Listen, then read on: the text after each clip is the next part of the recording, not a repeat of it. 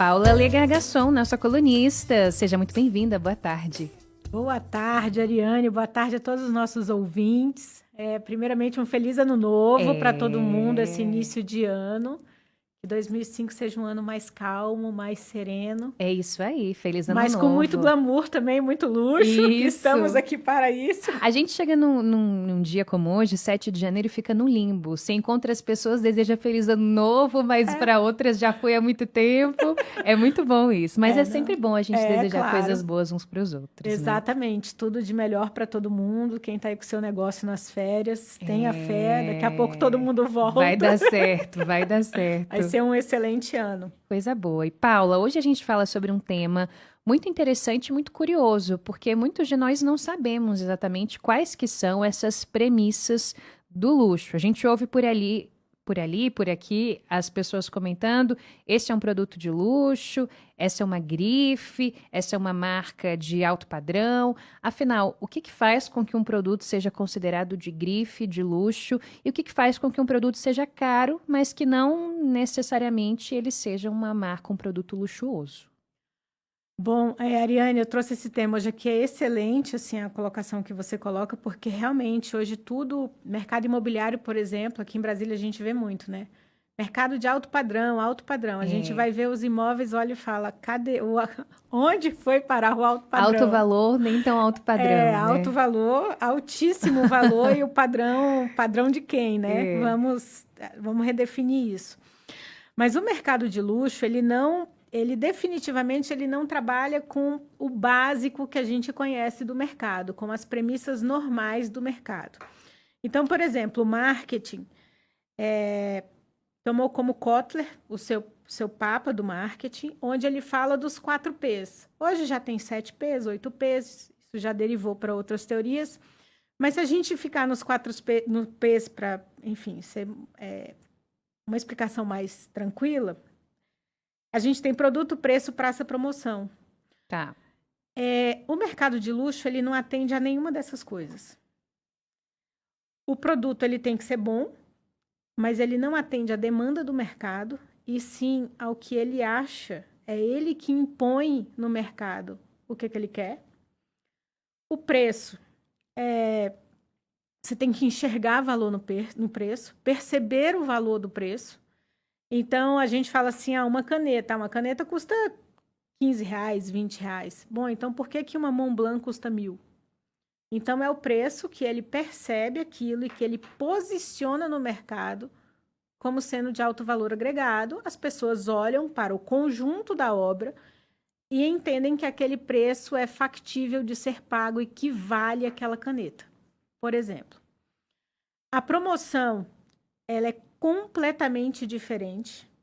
Eu falo que é um marketing às avessas. Por exemplo, a Marc Jacobs, a marca original da Marc Jacobs é um rato.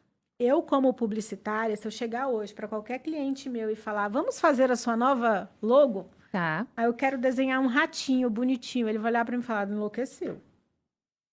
O que aconteceu com você? Porque não são sugestões normais que a gente faz. Então todo mundo pode sair por aí desenhando, tipo, vou fazer uma marca que é uma zebra, vou fazer uma marca de um restaurante que é uma barata. Não, né, gente? Porque isso tem que vir embalado dentro de um conceito. Não é que é um rato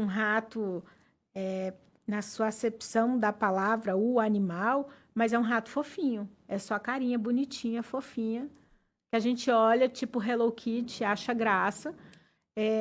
Não é o animal, o rato. Então, tem várias coisas que acontecem dentro do mercado de luxo que não seguem isso. E o último é a praça.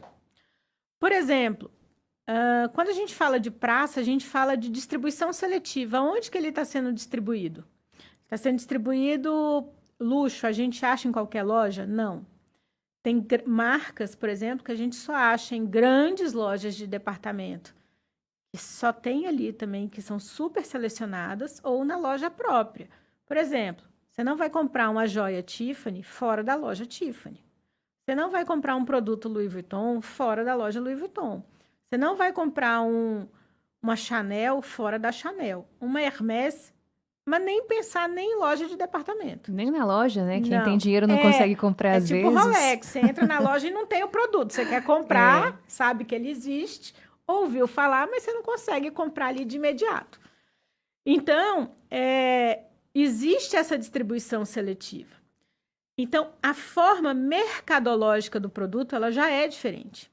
E quando a gente fala em atributo, isso complica um pouquinho mais. Porque dentro do luxo, eu tenho alguns atributos. Hoje eu vou falar da tradição. Mas entre todos os atributos estão a inacessibilidade, a perfeição, a qualidade, a originalidade, a tradição, a beleza, a universalidade e a temporalidade. O que eu quero dizer com a tradição? Por exemplo, todo mundo conta uma história. Hoje, toda marca precisa contar uma história. E não é uma história fictícia, é a história da própria marca. Eu não teria como criar reputação em cima, por exemplo, do Balenciaga, que eu adoro falar aqui no programa, das últimas aberrações da marca, porque ela já foi.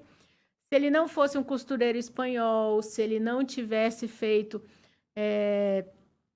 tráfego de tecido durante a Segunda Guerra Mundial, se ele não tivesse uma casa onde ele se recusava da entrevista, se ele só fizesse vestido de festa. Se você não cria esse histórico, você não gera nem a sua história, nem a sua tradição, para você chegar num patamar de luxo. Então, por exemplo, vou dar um outro exemplo fácil. Audi. Quando a gente fala da Audi, a Audi é o quê? Uma marca alemã de carros. Existe uma prova na França, um circuito que fica na cidade de Le Mans. Le Mans é onde acontece o circuito de 24 horas. São 24 horas de corrida, como se fosse a Fórmula 1. Os carros especiais são protótipos dos carros. E dependendo do que acontece nessa prova, do desempenho dos motores, isso vai para o mercado ou não. Então, é ali que eles testam, basicamente, o que eles estão fazendo, mas é uma corrida. E essa corrida tem valor. Então, por exemplo, a Audi, ela participa dessa corrida. A Audi vai entrar agora na Fórmula 1 como uma equipe, acho que a partir desse ano. Mas ela já tem equipe em Le Mans há muitos anos. E esse motor que hoje a gente vê nas concessionárias, nas ruas, que é o e-tron, ele foi lançado, ele foi testado, na verdade, em Le Mans. Olha aí. Então, quando a gente vai vender um carro de 300, 400 mil reais, que você chega na concessionária e fala, olha, esse aqui é o modelo tal, ele tem isso, tem aquilo, são todos esses atributos, o motor dele tem não sei quantos cavalos, tem o torque de tanto, que aí você sabe qual é a aceleração. E ele fala, esse motor e-tron foi lançado, é o mesmo motor que estava em Le Mans, você fala, esse é um carrão. Você já sabe o porquê daquele preço. Então, você tem que contar uma história. E essa história, mas você já está falando só de marcas de luxo. Não. Vamos aqui para Brasília. Quando a gente fala da Cleusa Ferreira, dona da Magrela, a Cleusa tem uma baita história. Começou vendendo roupa no carro dela. Levava na casa das pessoas. E hoje, com o passar do tempo, tá aí a Cleusa. Ninguém diz que a Magrela não é luxo. É super luxo. Ela tem uma loja de uma multimarca que já continua sendo a única multimarca que vende peças de luxo aqui, de roupas de luxo. Em Brasília, roupa de festa, você acha na Magrela, você acha em outras lojas e tudo mais. Alguns anos atrás era só na Magrela. Então, essas pessoas têm sim uma história para ser contada. E dependendo dessa história e da forma como ela é contada, a gente junta com as outras... como é que eu vou dizer? Com as outras... com os outros parâmetros do luxo, para realmente essa marca ser percebida como luxo. Não é também sair por aí contando qualquer história que vai virar luxo. Não é assim. Lembro muito disso, eu acho que quem estiver nos escutando vai ter uma memória daquele picolé de Leto, que era de um ursinho polar, verde, era verde escuro e tinha um ursinho polar. Ele começou com a história que era a receita da minha avó, e depois descobriu-se anos depois que não tinha nem receita nem avó. Olha, caramba. E acabou a marca. Então, assim, o consumidor, ele também não quer ser passado para trás. E hoje a chance disso acontecer é muito grande, porque Sim. tudo reverbera em instantes nas redes sociais. A história não vai ser esquecida. Não, de jeito nenhum. Tudo que a gente fala hoje é documentado, é printado, é gravado. Tudo que você faz na rua, sempre tem alguém filmando, ou a própria rua, né, as câmeras de segurança. Então, a gente tem que ter muito cuidado com o nosso comportamento e com o que a gente fala. E isso faz parte de contar essa história. Eu fui num grupo em São Paulo, há uns 2 anos atrás, e a gente estava falando da Chanel. E tinham várias socialites, por assim dizer, que estavam lá e, Chanel, eu conheço, Chanel, tá. Todo mundo conhece a figura, né, da Coco Chanel. E aí, quando o palestrante chegou e falou assim, sim, mas o Karl Lagerfeld, e aí todo mundo deu aquele branco, tipo, como assim, quem? Karl Lagerfeld? Mas o Karl Lagerfeld é da Chanel, e sabe quando você olha pro lado e fala, peraí, você tá usando uma bolsa da marca. A pessoa foi 60 anos diretor criativo da marca e você não sabe? Então, é exatamente o que separa, né, o joio do trigo e até os consumidores, quem sabe, porque se você está consumindo, você tem um pouco de obrigação de saber que aquilo custa um valor alto. É a demanda de um comportamento ativo desse consumidor de luxo também. Que ele precisa saber o que ele está consumindo, afinal de contas, Faz sentido. É um dinheiro, não é de graça, não é dado. Como diriam os franceses, c'est pas donné, hein? Não é. Pelo contrário. Não é você paga uma pequena fortuna ali, a gente sabe que é caro. Então, o mínimo que você tem que saber é quem é o estilista. E para isso, você tem que contar várias vezes a história. Então, a marca faz parte também da obrigação da marca de luxo e do consumidor ter uma educação sobre essas marcas. Muito bom, Paula. Até porque é uma oportunidade para esse consumidor que tem o poder de investir em marcas de luxo, optar por qual marca vai receber a atenção e o investimento dele, até por uma questão de alinhamento de histórias, de uma marca que está alinhada com aquilo que você acredita, que tem um histórico que faz sentido para você.